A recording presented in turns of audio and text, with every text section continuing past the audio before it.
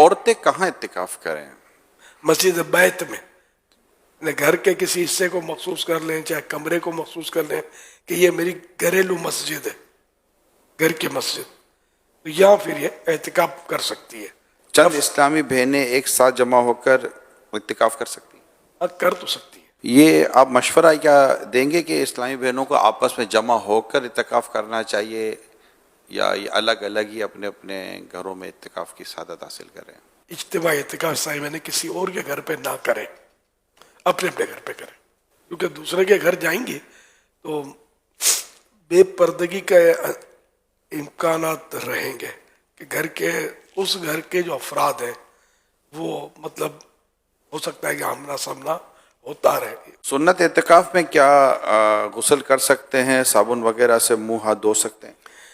اگر وضو خانہ یا استنجا یا غسل خانہ مسجد یعنی فنائے مسجد میں، فنائے مسجد اس کو بولتے ہیں جو مسجد کی ضرورتوں کے لیے ہوتی ہے جگہ، تو اس میں تو کر سکتے ہیں. اگر باہر نکل کر غسل خانہ ہے پھر تو صرف فرض غسل کے لیے جا سکتا ہے، جمعے کے غسل کے لیے بھی نہیں جا سکتا، ویسے ٹھنڈک کے لیے بھی نہیں جا سکتا. جائے گا تو وہ 10 دن والا اعتکاف ہے جو آخری عشر رہے گا یہ ٹوٹ جائے گا. اعتکاف کے لیے مسجد میں پردے لگانا ضروری ہے؟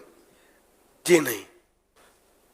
کیا عورت مسجد بیت میں سنت اعتکاف کے دوران گرمی وغیرہ سے بچنے کے لیے، ٹھنڈک کے لیے، غسل کے لیے جا سکتی ہے؟ سر گھر کا جو غسل خانہ یا واش روم جو ہے نا، یہ ان کی مسجد بیت سے خارج ہوتا ہے. پورے کمرے کی نیت کر بھی لی مسجد بیت کے لیے تب بھی وہ انڈرسٹوڈ ہوتا کہ یہ غسل خانہ اور یہ خارج ہے مسجد بیت ہے، اس میں بھی فرض غسل کے لیے جا سکتی ہے.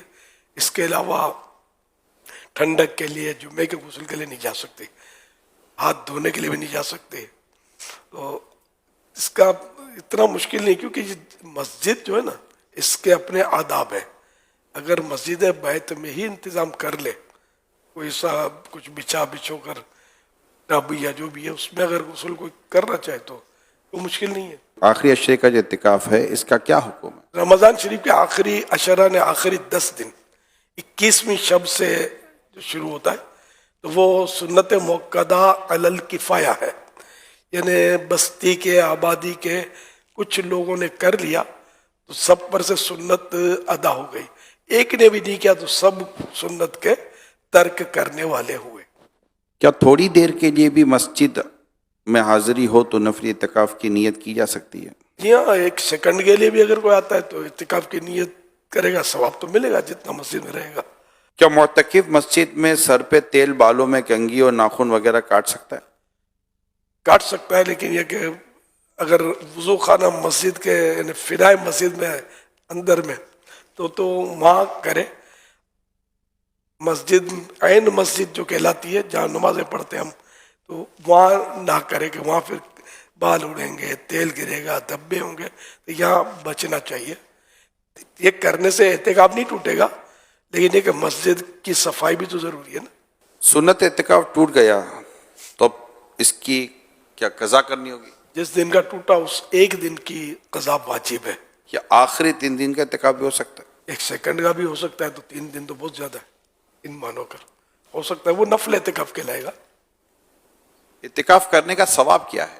فرمان مصطفیٰ صلی اللہ علیہ وسلم، جو شخص اللہ پاک کی رضا و خوشنودی یعنی 1 دن کا اعتکاف کرے گا، اللہ پاک اس کے اور جہنم کے درمیان 3 خندقیں حائل کر دے گا. ہر خندق کی مسافت یعنی پوری مشرق و مغرب کے فاصلے سے بھی زیادہ ہوگی.